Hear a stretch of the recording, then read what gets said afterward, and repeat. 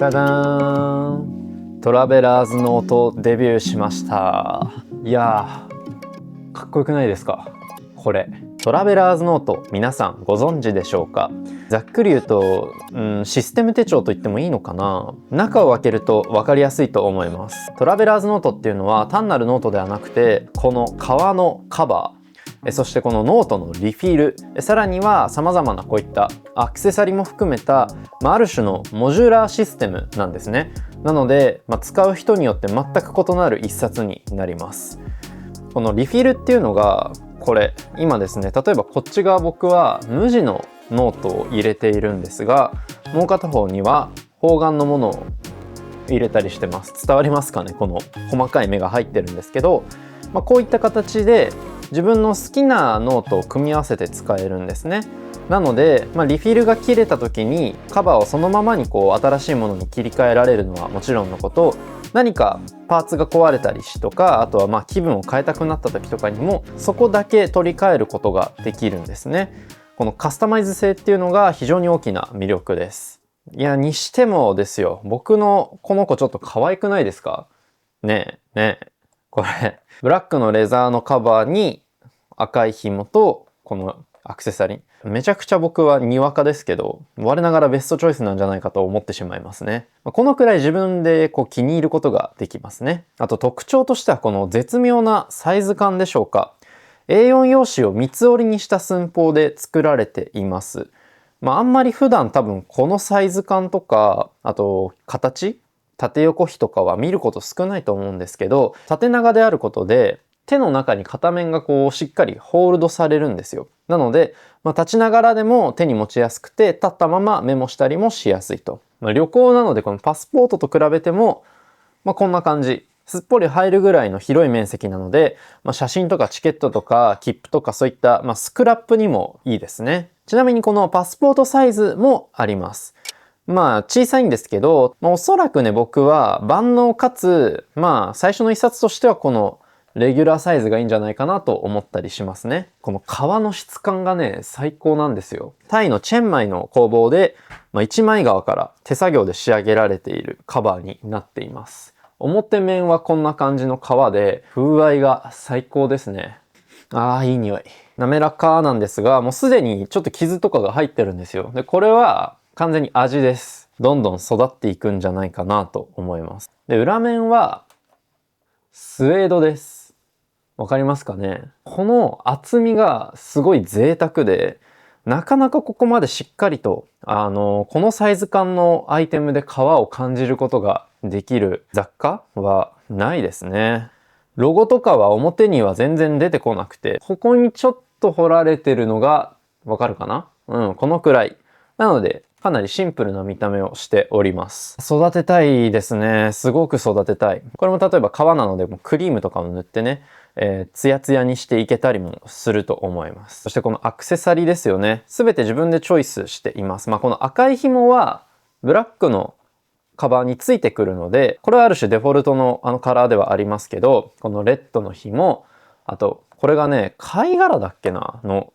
リングだった気がする。調べよう。そうそう、これはチャームですね。これベトナムの工房で貝殻を研磨して作ったものです。普段あんまり貝素材のもの身につけることないので、新鮮ですね。かわいい。これを紐に通して使います。使うというか役割は特にないんですけどね。アクセントとして使ってます。そしてこのペンホルダーも実はクリップ式になっていまして、自分で買って固定するんですね。で、僕はラミーのいつものサファリ、ジェットストリームインサイドのものを使ってます。なんだかんだ今一番好きな文房具はこれかもしれない。で、さっき話しましたが、僕は今ですね、方眼形と自由帳、この無地のものを使っています。普段方眼の方が好きって結構いろんなところで話していて、実際そうなんですけど、ちょっとチャレンジ的にね、何も罫線がないものだと、また新しい書き方とか楽しみ方があるんじゃないかということで、今のところページそんなに書いてないんですけど、本当に思いついたことババババって書いているくらいです。恥ずかしいのであんま見せたくないんですけど、自由に書いております。ちなみに今方眼形が売り切れていて、この方眼のエースホテルコラボレーションのものになってますね。若干高かったです。はい。いや、ちょっとデビューしてしまいましたね。なんだかんだこのジェットストリームを買ってから文房具熱が再燃しつつあります。中学の時はなんかちょっとこう特殊な文房具にハマってたんですけど、今はどっちかっていうとおとなしく、むしろ品質のいいものとか自分に合ったものを本当に趣味として楽しむような、そんな感じがありますね。今トラベラーズノートとか、なんなら日本の文房具とかノートが海外でもとても人気です。これを僕は中目黒のフラッグシップストアのトラベラーズファクトリーで購入したんですが、平日のお昼で並んでるんですよ。お客さんも半分くらいは海外の方でした。他にもですね、店舗としては成田空港とか東京駅とか京都とかにもあるようなんですが、そこも含めてインバウンドの観光客の方にすごく人気で、ある種の聖地巡礼っぽくなっているみたいです。で、海外のお客さんへの接客で聞こえてきたのが、今海外で購入とか発送ができない状態なので、もうまとめて買っていった方がいいですみたいな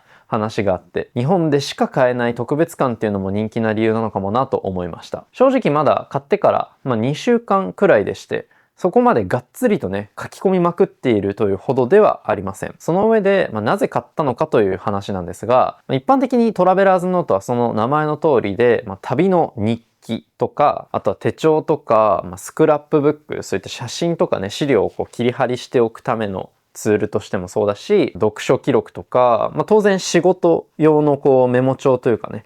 そういった形でも使えると思います。単なるスケッチ帳にもいいですね。とにかく用途は幅広いんですよ。ただ僕に関しては、おそらくチャンネルを見ていただいている方にはわかる通りで、かなりのデジタル畑の人間なんです。もうあらゆるものをデジタルで管理していて、むしろそっちの方が得意みたいな。最近は特に AI を活用するようになったことで、どれだけ多くのデータを AI に食わせられるかというゲームにもなってるんですよね。となると、もうデジタルで全部管理できた方が圧倒的に効率的ではあるんですよ。ただ、それでも自分の中では一旦手書きを入れてみよう、戻ってみようというふうに思いました。あったあった。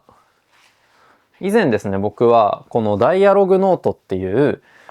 トラベラーズノートよりは一回りというか半分ぐらいのサイズ感のノートを使っていました。このノートもね、使い手のことがすごく考えられていて気に入ってはいるものの、使用頻度がね、やっぱどんどん減ってたんですよ。さっき言ったような AI の活用によってアナログを使う意義っていうのが自分の中でなくなっていく中で、この小さい存在感だとちょっとこう使わなくていいかなという気分にもなってしまう。一方で僕が同時に感じていたのが、なんかこう AI に自分が縛られすぎてるなっていう感覚でもあったんです。暇な時間あったらもうクロードコード回してないと損した気分になるみたいなね。自分の睡眠時間さえなければもっと AI 回せるのにみたいな。そんな、AI に縛られない時間っていうのを、もう僕はやっぱり物から入るのが、自分らしいので、その観点で紙という、ノートというものからそういう時間を作ってみようというふうに思いました。なので今まで僕が手書きを併用していた理由とは若干このトラベラーズノートを導入した理由は異なるんですね。これは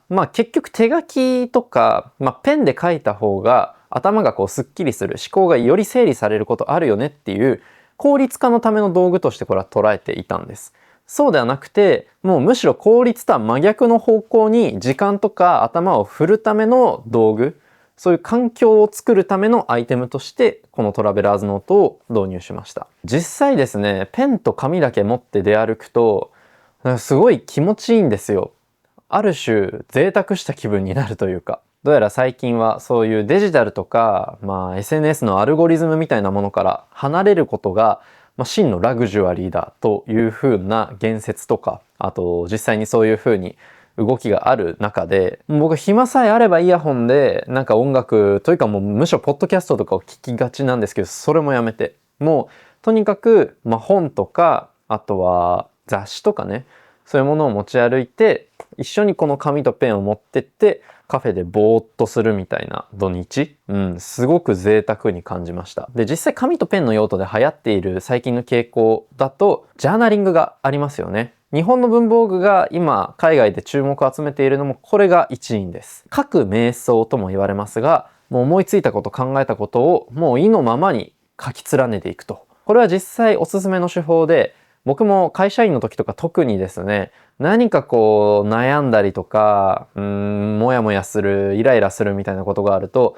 ノーションになぜモヤモヤするのかをひたすら書いてました。ほぼジャーナリングでしたね、あれは。で、それによってなんでモヤモヤしてるのか自分で理解できることによって落ち着くみたいな。トラベラーズノートをそういったジャーナリング目的で使うっていうのもすごくありだと思います。ただ僕は、最近は割とそういうモヤモヤがなくなっているのと、あと目的を固定してしまうと続かないんですよね。特にジャーナリングって毎日夜寝る前にやるのがいいですよみたいな考え方もあるんですけど、絶対続かないんですよ僕。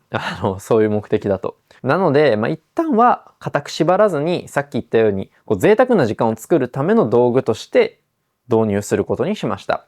その結果、さっきちらっと見えたかもしれないんですが、紙とか、文字とか図とか、形式を問わずにとにかく思いついたままにメモっていけるので、今まであんまり意識していなかったような自分の深層心理みたいなものがポロッと出てきたり、こういうことやりたいな、こういうことやんなきゃなっていうのをふらっと思い出したり、みたいなことがあったので、微小なれどすでに効果はあったんじゃないかなと思っています。手書きのメリットって色々とあると思うんです。手に刺激が加わった方が、頭にも印象に残りやすいとか、あとデジタルと違ってもう書くことしかできないから気が散りにくいんだとか、いろいろと理由はあると思うんですけど、僕の中でこの手書きの大きなメリットはやり直せないことだと思ってます。PC だとね、コマンド Z でいくらでもやり直せてしまうわけですよ。なので、綺麗になるまでやり直ししてまとめられるし、なんならもうそもそも文字は綺麗なフォントだし、そんな中で手書きって、特にボールペンとか万年筆とかそういう筆記具だと消せないわけですよ。だから気を使うというよりは、むしろもう何も気にせず綺麗とか関係なく書き続けられるっていうのが大きなメリットだと思います。見た目を整えたりすることに神経を使わずに、とにかく自分の溢れ出るものを書いていくみたいな、そういう用途ですね。そういった生産性を図らない道具としてすごく気に入りました。ある種のデジタルデトックスですね。原点に戻っていろいろと手書きを楽しんでいきたいと思います。このトラベラーズノート周りではね、ぜひ皆さんの意見をいろいろと伺いたいです。多分ね、先輩ユーザーの方がたくさんいらっしゃるので、どういったことに使っているのか、どういったアクセサリーがおすすめなのか、そういったものをぜひぜひ、もし持っている方、気になっている方は教えてください。はい。このチャンネルではですね、他にもライフスタイルに関する様々な動画を載せているので、ぜひ合わせてチェックしてみてください。またチャンネル登録、高評価もよろしくお願いします。今日はこの辺で、以上、なごみ家でした。では。